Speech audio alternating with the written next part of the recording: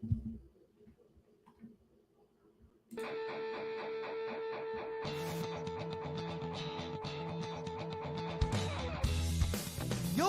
listening to the Let's Go Buffalo podcast, your new favorite podcast for everything Bills and Sabres. Oh, what's going on, everybody? You're listening to the Let's Go Buffalo podcast, your favorite podcast for all things Bills and Sabres, with the pals Nigel and Jake still. Episode 45 is coming at you. Quick reminder to follow our social medias. You can find us on all of them at the handle Let's Go Buff Pod. That's Buff with 2 F's. And let's say hello to my wonderfully, dashingly handsome partner in crime, Torpedo. How you doing, buddy?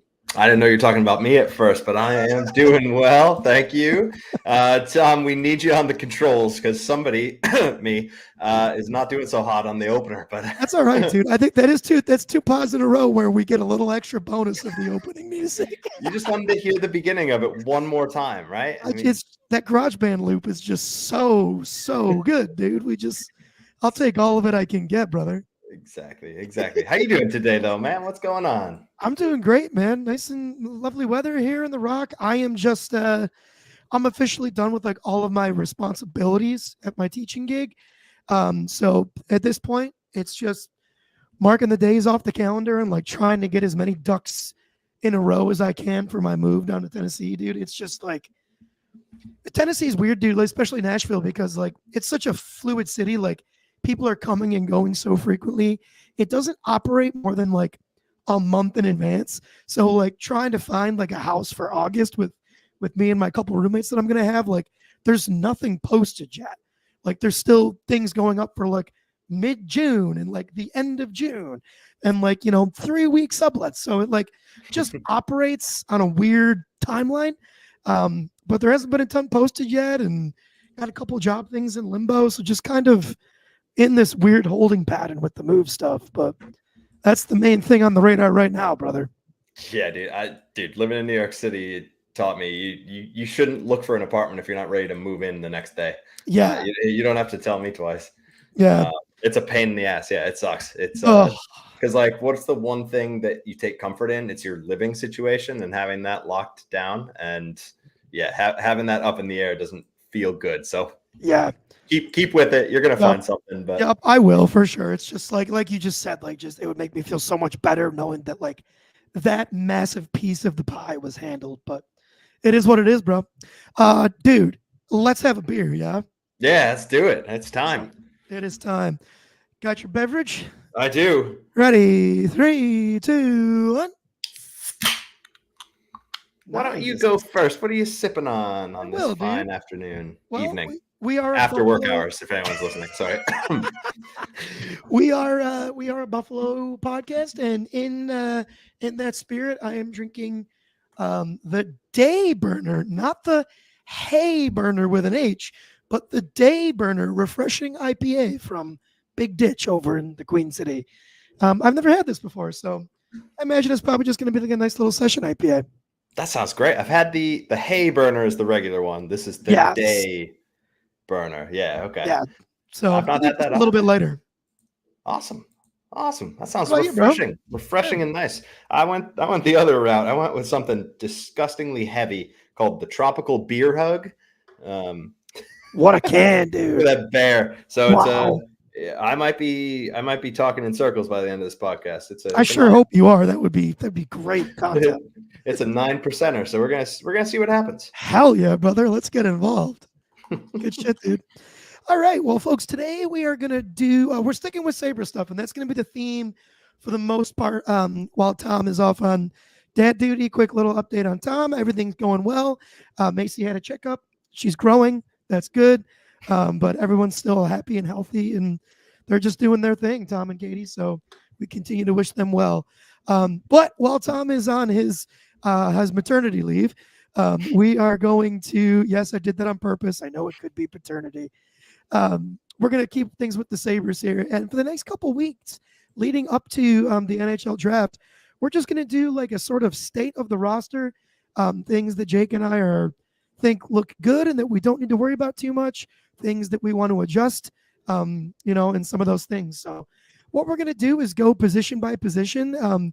Today we're going to group together goalies and defense, and then I think we decided we're going to do center, left wing, right wing, and then head right into the draft or something along those lines.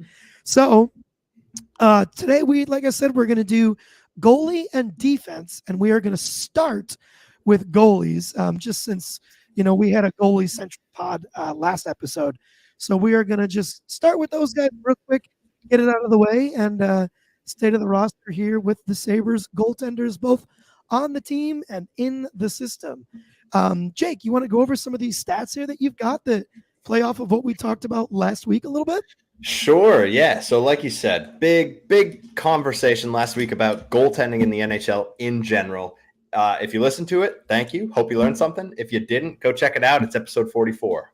But with that said, we didn't talk a lot about the actual Sabres goaltenders. We touched on it a bit, but let's talk about what that looked like in the past season and what we might think it looks like next season. So in the 2023-2024 season, we entered the year. I don't know about you, but I think the plan was for Devin Levi to come in and be maybe not a number 1A goalie in the NHL, but I think the plan was for him to be there and be one of the two guys all year. It didn't work out that way. What do you agree with that, or do you think the plan was for him to go down at some point? I think honestly the plan was probably, and this still feels crazy, I feel like the plan was legitimately to have a 3 goalie rotation. I think they wanted Devin up here, but didn't want to give him like even a full 1B workload. So I'm glad that he ended up going. I'm glad that he ended up going down because he just got like quadruple the playing time. So, but I think the plan or the hope was to have 3 goalies and then see if Levi pulls away as that 1B. I agree. Yeah, I think it was. I mean, hindsight's 2020. Obviously, he came in, played really well at the end of the previous season, so then he kind of was given the reins a little bit to start the year, and I think it was probably a mistake. I think it's one that management probably regrets. Yeah. But point being, he still played 23 games for Buffalo in 2023-2024. He had 2 main stints with the team. One in the beginning of the year where he really struggled. You could argue the team struggled around him, and I would agree. But he also didn't pull him up when he needed to. There was some, I thought, some missteps, and he showed he needed a little bit of seasoning in the AHL. He went down. When he came back up later in the year, he played really well, I thought. And when spelling UPL, I think maybe UPL went down with an injury or something like that. I don't know if I'm remembering that correctly, but I think it was like just a real brief little injury, nothing crazy. Yeah, but he played well. He played well in that stint, and then we went back down to Rochester and played flat out incredible for them down in the AHL to end the year. Mm-hmm. So where did that leave the team? That left the team with, what do we do? We have a UPL and an Eric Comrie, neither of whom we really trusted. UPL hadn't really come out at that time. And I thought, massively exceeded expectations. And really took the starter job by the reins, dude. Yeah. Talk about UPL for a minute. Like what did he do that impressed you, and just how he did it down the stretch? Honestly, dude, it was just such a relief, right? Like to finally see this guy like break out a little bit, because up until this season, it had just been like, that you saw glimpses of like really, really, really great stuff. But like we've said all year, the consistency was just missing, right? And the stretches where the play was mediocre to bad were just too long, too big, in my opinion. So it was just really a relief to see that, like, okay, at the time the organization has been putting into this kid, kind of seems like it could be paying off. And goalie development, dude, no player development is linear, but goalies even more so than a regular player, dude.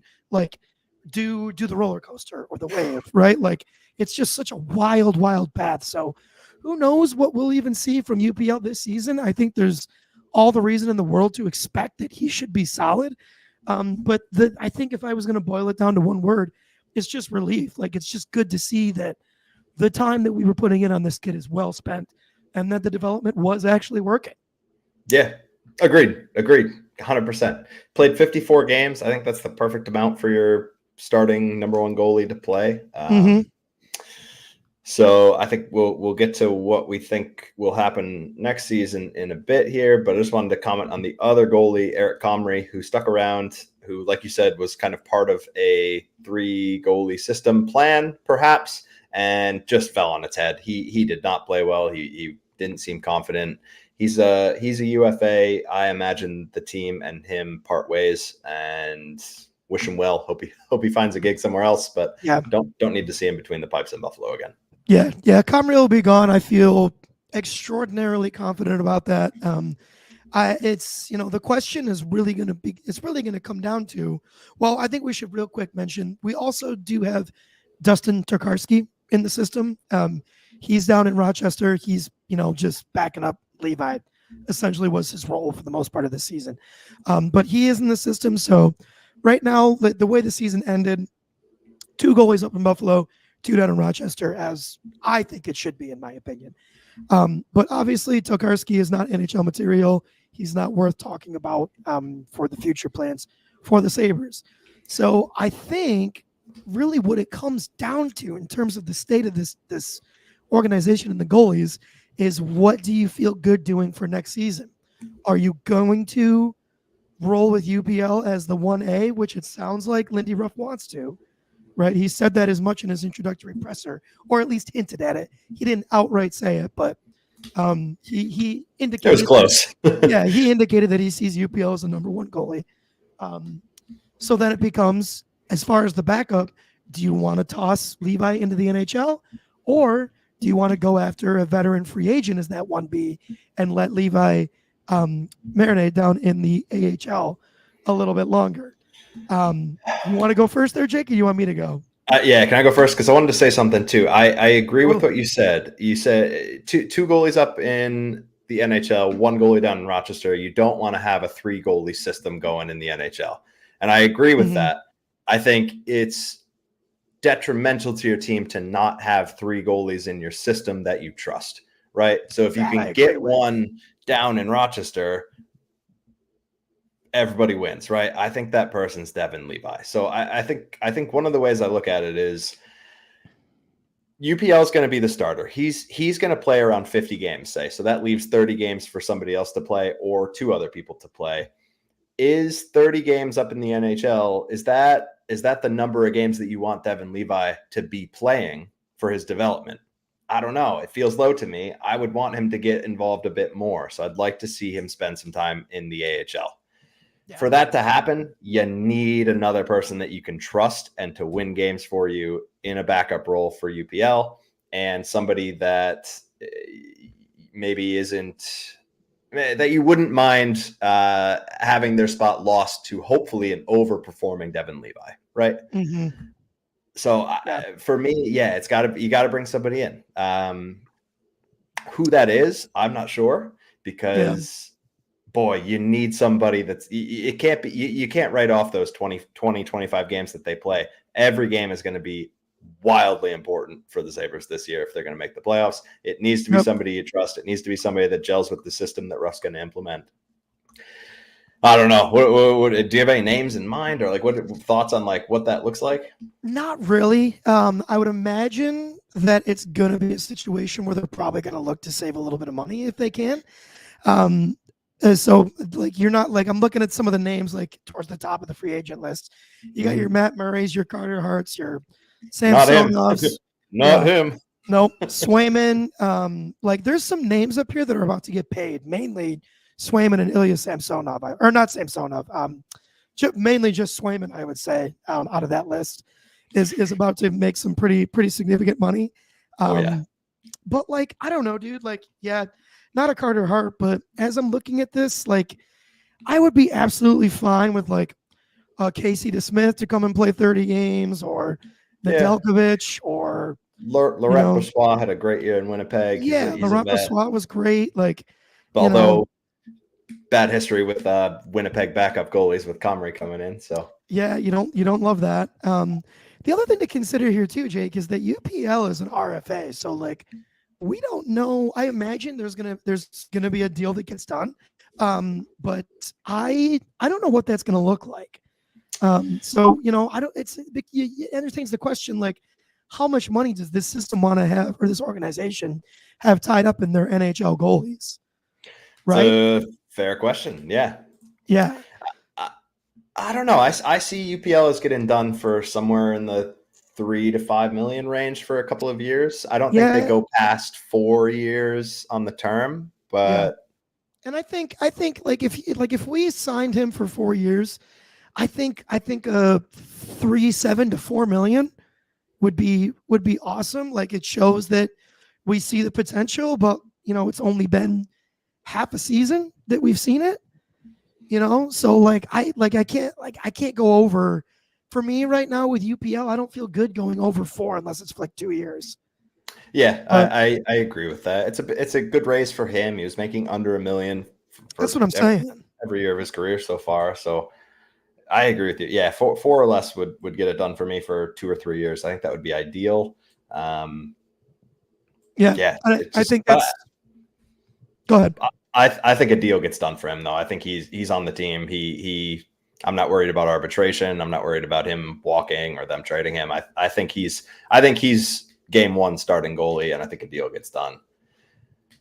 Yep, I'm in total agreement with that. I think that it becomes very interesting the following offseason after this year. You have UPL signed for say 3.5, 4 million, but then you have to re-sign Levi. Does he prove this year that he's your 1B, 1A, whatever the split is in Buffalo, and you sign him too? What does his next deal look like? And that's the question. Yeah, how much are we investing in the goalie department for this team? Yeah. So I think really for me, like in order to get more of a clue as to what they might spend on a backup goalie, I need to see the UPL deal. But yeah, I'm in the same camp as you. For me, it's leave Levi down in Rochester, let him play between 55 and 60 games. Really, really, really, really get a ton of time in there, and then I think not this coming season, but the following season is the first season we should see Levi full time up in Buffalo. A true split between him and UPL, perhaps. Yeah. I think that's where I land on all that. I totally agree with you, man. Yeah, and I think Levi will get starts in Buffalo, no matter who is. Yeah. Yep. I would imagine that's also the case, for sure. Anything else we need to say on goalies, or should we move out from the net? Folks, we're building from the net out, the most important position out. Yeah. Yep. Which is how I view team building. Period, is from the net out. So, but yeah, I'm set on the goalies, dude. I think we covered the big points. Yeah, I agree. Get into the defenseman a little bit. Yeah, more players to talk about here. You want to take us through your thoughts on the season? Where do you see the defense? Yeah. Well, for starters, currently, guys that played games at the defensive position for the Sabres this year, you had Rasmus Dahlin, Owen Power, Bowen Byram, Connor Clifton, Henry Jokiharju. That was your main defensive core, or actually not even really main, because Bo came with the trade deadline. But going forward, that's kind of how I see the main group continuing. But then you also had Ryan Johnson play 41 games. Matthias Samuelsson played 41 games before he went down. Jacob Rysom played a handful, and then Cale Clague played a couple. So those are the guys that played games this season. In the system, we would still classify Ryan Johnson there.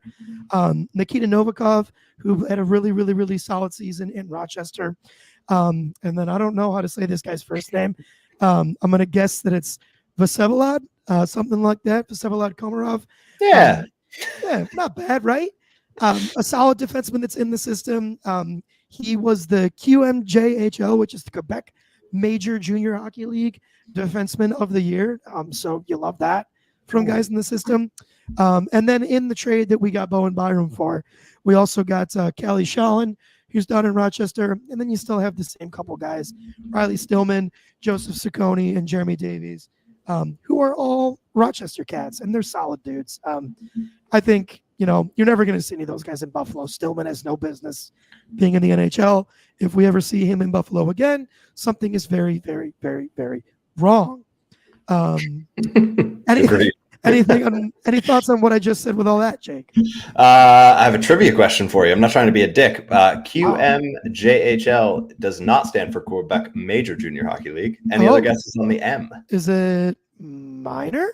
No. I don't know then. Maritime. Quebec Maritime Junior Hockey League. I thought it was major my whole life. I think I did too, and then I saw that and I was like, well, shit, it's not major. Anyways, wow. I'm sorry. Well, thank you for catching me on that. Also, thank you, Jake, for completely derailing the conversation. No, that's okay. That's okay. But I think let's talk about QMJHL. Let's talk about some of the in the systems first before we talk about the guys that make up the NHL roster, because I think it'll kind of lend into that. For sure. Komarov, which I also have no idea how to pronounce his first name. Komarov won Defenseman of the Year in that league. I wouldn't say it's the strongest of the 3 Canadian junior leagues, but still, I think he was a 5th-round pick in 2022. 5th-round pick defenseman, you don't really have a lot of high expectations for. For him to win best defenseman in that league, I think is something. Definitely. I grabbed a quote from Adam Mayer, who acts as Sabres development coach, talking about that he's a very smart 2-way defenseman that moves the puck and contribute offensively, and he lends to shutting down plays on the defensive side. So I think he's an exciting kid. I think he'll probably go to Rochester for at least a year or 2 before he even sniffs the NHL roster. For sure. Him and Novikov, both are kind of projects, but I see both of them as players that once the defense core in Buffalo is going to get very expensive very quickly, and you're going to need players that can step in on an entry-level deal and contribute on your bottom pair. So you can't always have the luxury of paying a guy like Connor Clifton $3 million to be on your bottom pair. Once his deal's up, I see one of those guys kind of slotting into his position and playing more of a shutdown role. They're not going to get power play time. They're not going to be expected to lead the offense, but what they should be able to do is contribute defensively and in their 2-way play. So I'm excited about both of those guys, Novikov and Komarov. I believe they're both Russians. Let the big Russians cook down in Rochester for a couple of years and slot them in on cheap deals when you need some cheap young reinforcements. So I'm very excited about them. Absolutely, dude. Just a quick, dude. So towards the end of the Amerks season, I went to a bunch of the Amerks games, dude. And not for nothing, man. I really liked Nikita Novikov. I think he moves really well for how big he is. He's not going to be a big point guy. He's going to be a more defensive-minded player. But he's 6'4", dude. He's 198 pounds. I would imagine by the time he grows into his body, he's going to be closer to 210, 215. That's a big boy, and he uses his size, dude. Throws the body around like crazy. He had 23 points in 63 games in the A this year.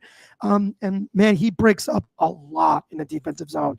Those tall guys, they got those long ass sticks, and he puts that thing to work, and he's physical, dude. He reminds me a lot of a Matthias Samuelsson.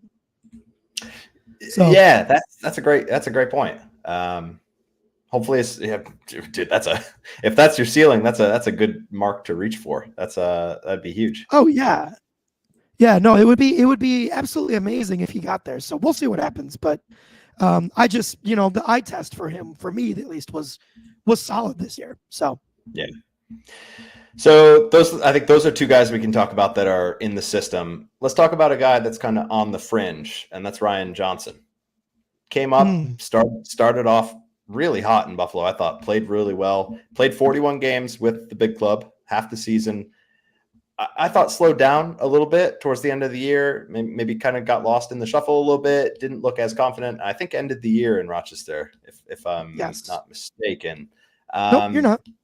Do you paint him into a Buffalo role in the fall, or do you envision him in a perfect world starting in Rochester? This is a really, really, really tough one, dude, because I don't think Ryan Johnson is like a third pairing style defenseman in the NHL. I usually picture those guys more along like the mold of a bottom 6 forward, just a little bit grittier. And Ryan Johnson is not that he's not gritty, but I think he just errs a little bit more on the skill side of things.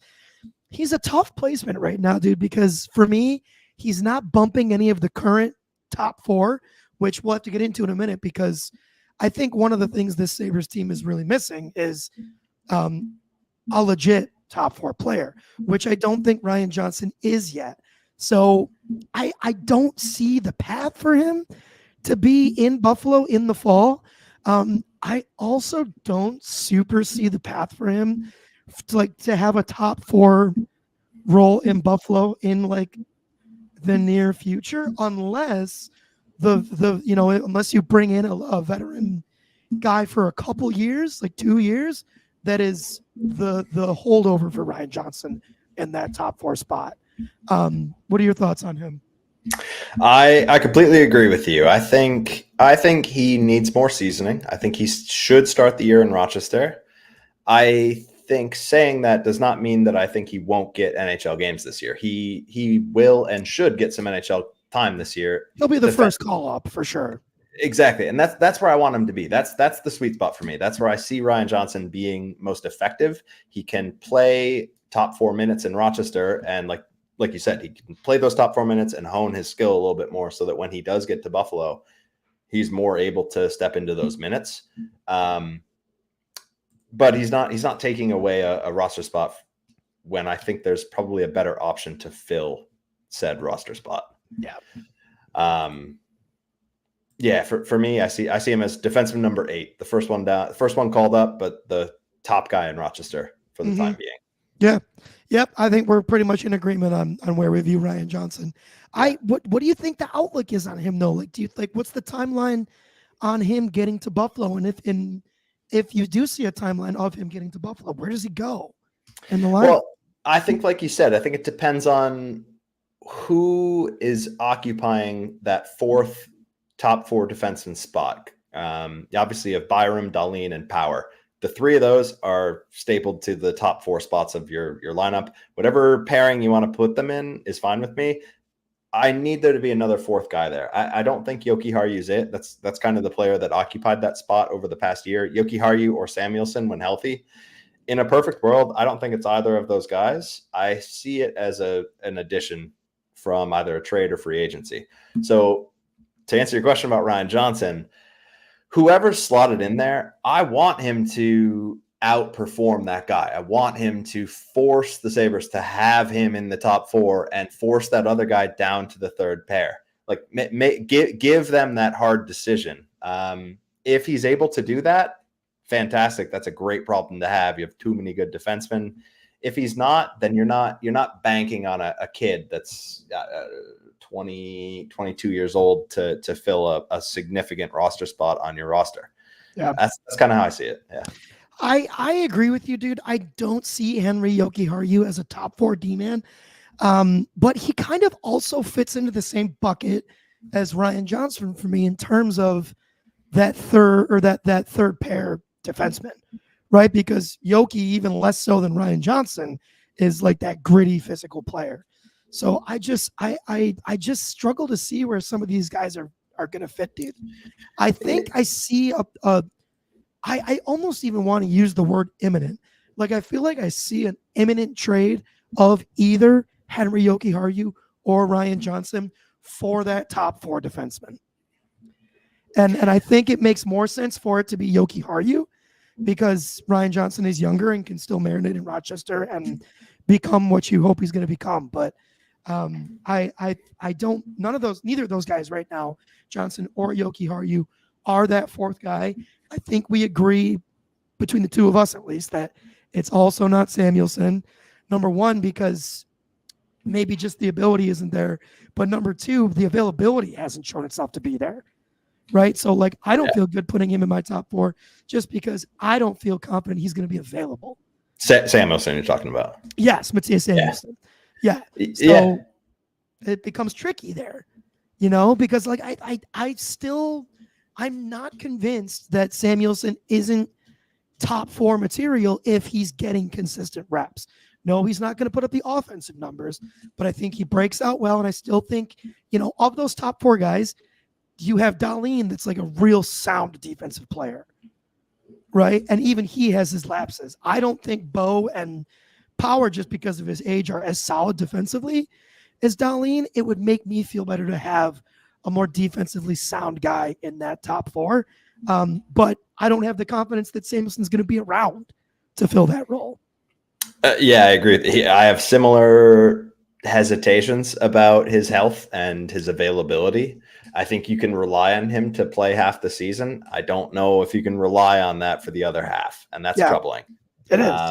Because, like you said, it's reps. It's if he's playing 6 games and then getting hurt for 6 games, is he at his best when he comes back from that injury? Probably not. Repetition and consistency is a detractor from his game, I think. Absolutely. Jay, can I want to, this one just popped into my head, totally random. It just came to my mind because he's a UFA. Yeah, hit it. Now, because he's a UFA, it couldn't happen because you can't trade for a UFA. That being said, let's say he had one more year on his deal. The Rangers are willing to give you Ryan Lindgren for Yoki Haru and pick 11. Are you making that trade or no? That's not who I thought you were going to say. Ryan Lindgren and pick 11 for Yoki Haru. Wait, Yoki Haru and pick 11 for Ryan Lindgren. You got it. I don't know if I have an answer for you on that. It's a really tough one, isn't it? That is, yeah. I feel like I maybe don't know quite enough about Ryan Lindgren to effectively answer the question. They're both RFAs, so you're kind of swapping RFAs. I'd think about it. Yeah, I'd think about it. Is he an RFA? He is, yeah. He's an RFA right now. Oh, I didn't know that. Well, I mean, dude, the defensive core in New York is pretty freaking sick, and Ryan Lindgren plays next to Adam Fox. He's on the top pair over there. Yeah. So if he's good enough to put Adam Fox, that's good enough for me. For me, dude, I'm making that trade 100 times out of 100. Now, I'd be curious about his hand. Sorry, go ahead. All I was going to say is I'd be curious about his handedness. He's a left-hand D. We have a lot of those. Byram, Dahlin, and Power are all lefties. So if he's able to play on his right side, or if one of the other guys, like I know Dahlin plays on his offside. He plays right D often. So if Lindgren is comfortable with it, or if Power is comfortable with it, then I'm intrigued. But that's a concern. So I'm sorry, I cut you off. What were you saying? That's a potential thing, but predictively, and I think you're going to hate this, but predictively, I think the Sabres are making that 11th pick. I don't think they're going to ditch it. So it's fun to toss that around in potential trade ideas, but I do not think for a moment that they're not going to make that pick. I really think that we're going to make that pick. This might be a conversation for a different time, but we'll see. We'll see. Yeah, we don't need to dive into that right now. I predictively think they will, but I hope they don't. I think given Kevyn Adams' history, I think he's making that pick. Yeah. Which I don't hate. Well, we'll say a different conversation. We're going on tangents. Yeah. So I want to get back to Yoki Haru. Yeah. Okay. Please hit me. What do you got? I agree with you. I think the comment I want to get back to is Yoki Haru or Ryan Johnson getting moved to improve the roster in some way. Yoki Haru is a restricted free agent.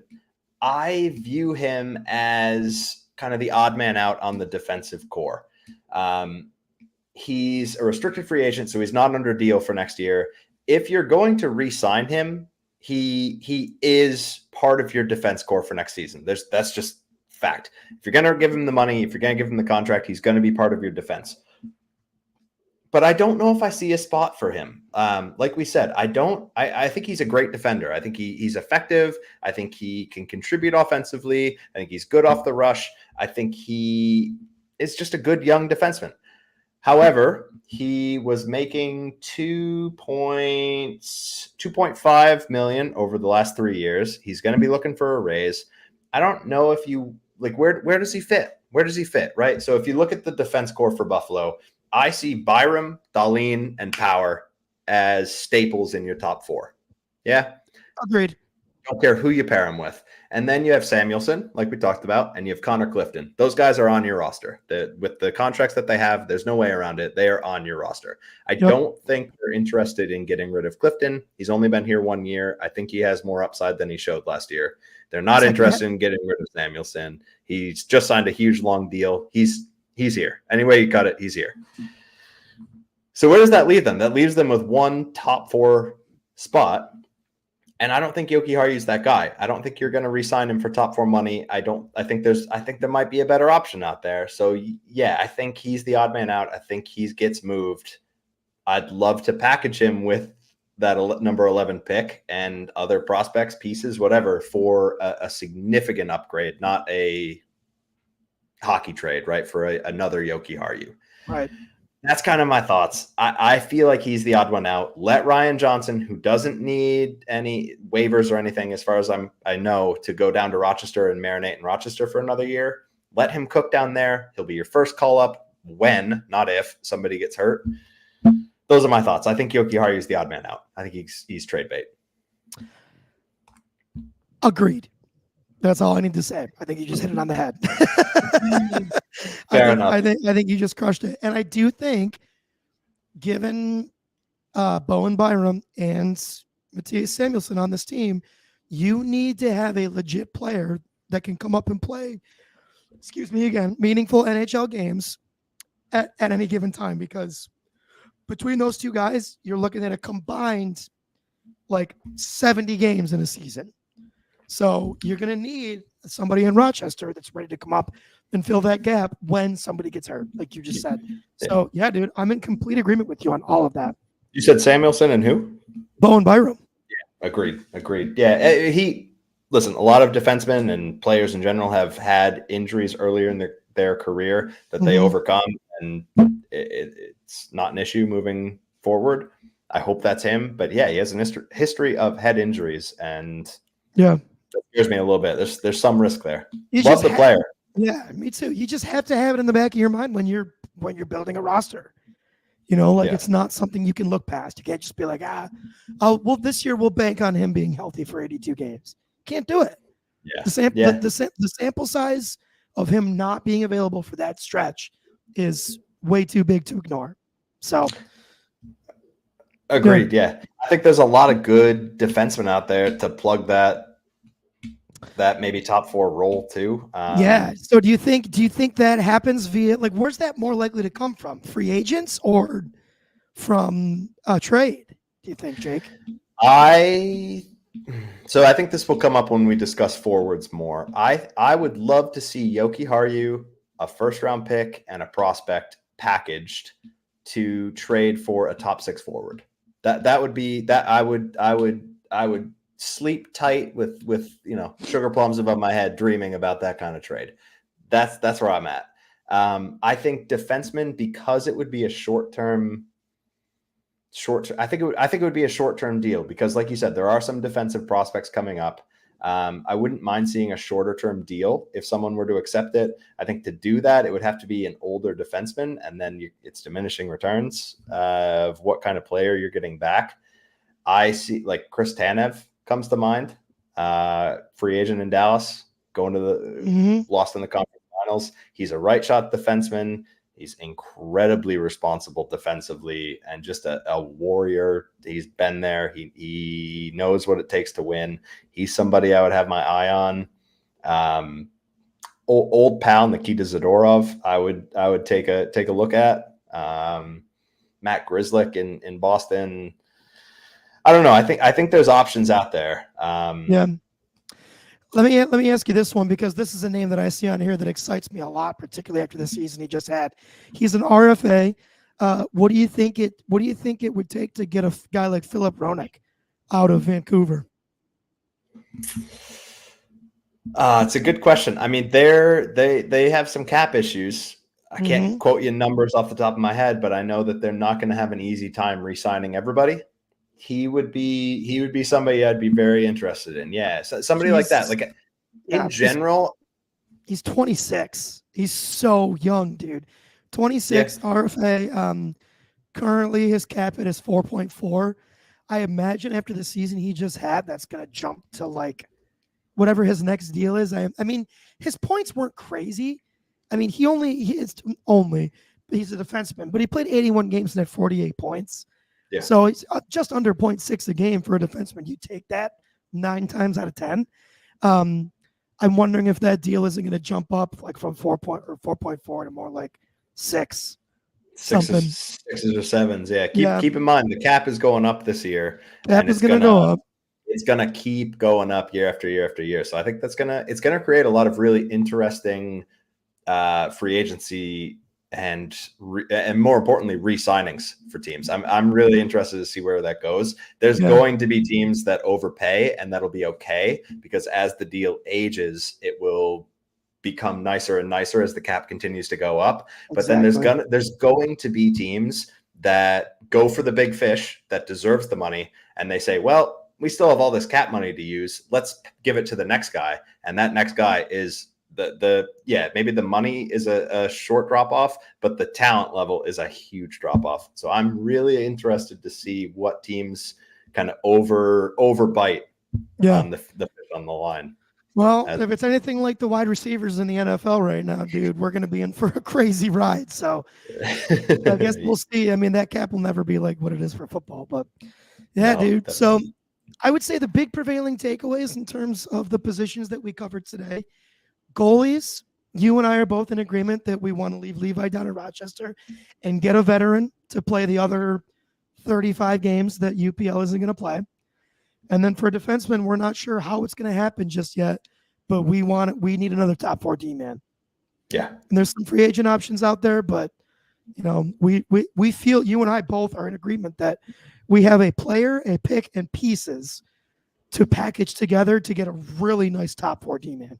So, yeah, for sure. I just want to say this real quick. One of the most interesting pieces of this offseason is I feel like there obviously are a lot of places in the roster for improvement, but there isn't like this need is glaring and obvious and it needs to be filled. There are a number of places in the roster that can and should be improved, but how they get there is really intriguing to me. In past years, it's been, okay, this team is desperate for a goalie. This team is desperate for another top 4 defenseman or whatever position you want to put in.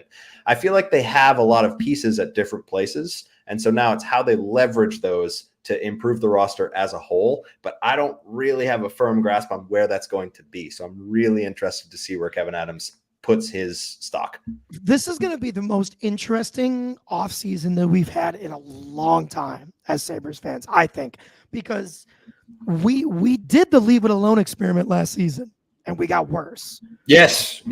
The forward core did not change. I can't wait to talk about the forwards with you next week, dude. I know. Yeah. It did not change at all. Didn't change at all. And not only now is Kevyn Adams' hand almost forced to make moves because you just did the leave it alone and it was a complete failure.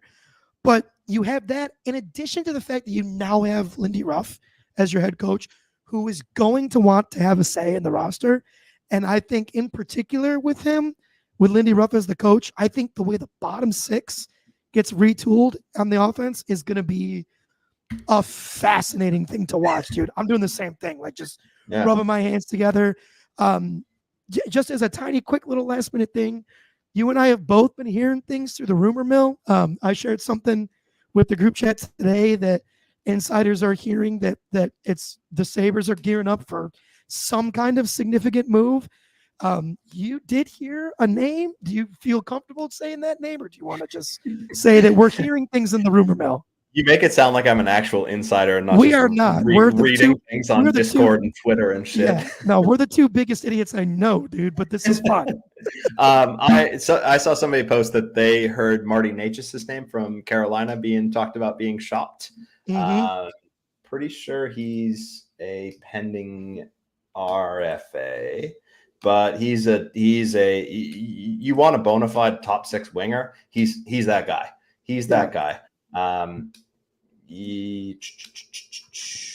Hold on. I'm sorry. Oh, this is so bad. So no, while you're looking it up. So the tweet that I found today, it comes from a gambling account. So I don't know how much stock there is, and my guess is 0.